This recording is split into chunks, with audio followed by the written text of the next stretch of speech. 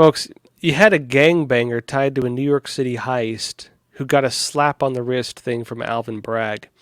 There's been a lot of cases like this lately. There was a guy he was actually being robbed, right? I think the guy actually even shot him, in fact.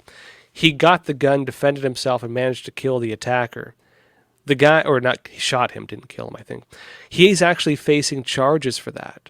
D.A. Bragg will let off gangbangers. D.A. Bragg will let off rapists. D.A. Bragg will let off robberies and drug dealers and everything else. He will go after people for, like, things like, well, they look like they're politically motivated. Let me show this. New York Post has been having a lot of stories like this over the just turning upside down of the justice system in New York. The justice in New York is flipped totally upside down. The guilty run free and the innocent go behind bars. The guilty, the criminals, they get off scot-free. If you're a good person and you get attacked or robbed or whatever else, you stand a chance of getting prosecuted.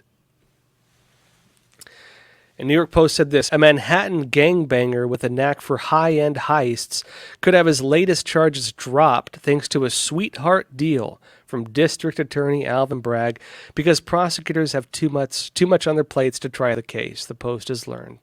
Charles Lindsay, innocent till proven guilty, remember, folks.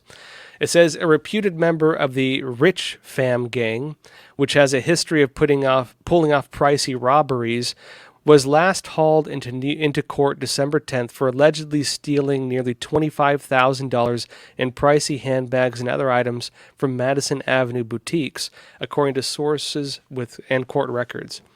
Lindsay, who's 22, is also suspect in the rape of a 15-year-old girl in May in Brooklyn. Accused rapist, gang member, robber, right? As well as a February grand larceny and robbery in March, sources say. But in court last week, prosecutors agreed to drop the 4 grand larceny charges against Lindsay if he just attends 5 sessions with Manhattan Justice Opportunities, an alternative sentencing program designed for low-level offenders. Low-level offenders like people who rape 15-year-old girls. Low-level offenders like gang members who carry out mass robberies. Again, innocent till proven guilty, right? Well, apparently that's what they're saying with this individual in New York, under, again, specifically D.A. Bragg. And former Bronx prosecutor Michael Dischiaro said, "That's a heck of a deal. The guy should play the lottery." And prosecutors told cops the deal was made because the DA's office, Alvin Bragg, was trying to clear up its calendar while dealing with a heavy caseload, one source said.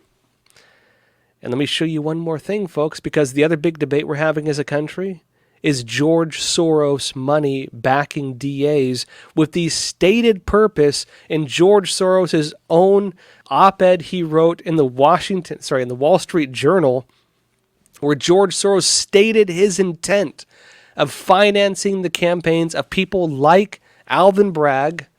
And yes, he gave money through an intermediary to that, even though people are trying to challenge it and the facts are there. George Soros has stated the intent to bring equity, racial equity, to law enforcement, meaning some people just get off scot-free with crimes based on the color of their skin. And let me show you where the country is debating this now, because people are focusing on the fact that, hey, all these people George Soros backed are doing the same things. All the people George Soros backed, they all seem to operate on the same loose-on-crime policy as long as the person is an actual criminal and not an innocent person being charged, in which case they seem to go after them even more. Let me show you first a tweet. The U.S. currently has 70 Soros-backed social justice prosecutors. And here's an image of that, where they are at. It shows which ones are in, which ones have been removed, which ones are in the process of being removed, because in some places they're being hit with like prosecutorial misconduct or just basically being accused of not enforcing justice and undermining basic rule of law. Because guess what, folks? That's basically what George Soros said in his own public op-ed that he wrote previously in the Wall Street Journal. That's what he has said, that he is intentionally giving the money to people exactly like Alvin Bragg to do. And here's a report for this from last year, June 2022, Justice for Sale. How George Soros put radical prosecutors in power. And among the points it notes are this. The U.S. currently has at least 75 Soros-backed social justice prosecutors supported through campaign dollars and or Soros-funded progressive infrastructure groups. These 75 prosecutors represent more than 1 in 5 Americans, or more than 72 million people, including half of America's 50 most populous cities and counties. From 2018 to 2021, Soros spent $13 million on just 10 prosecutors' races, whereas organizations were by far the biggest spenders in the race and comprised the majority of the progressive candidates' campaign spending, as much as 90% in some cases. It says, to date, Soros has spent more than $40 million in direct campaign spending over the past decade to elect prosecutors. And those of you wondering, well, don't we have laws against this? Don't we have laws on campaign donations? Aren't there limits on how much you can legally donate?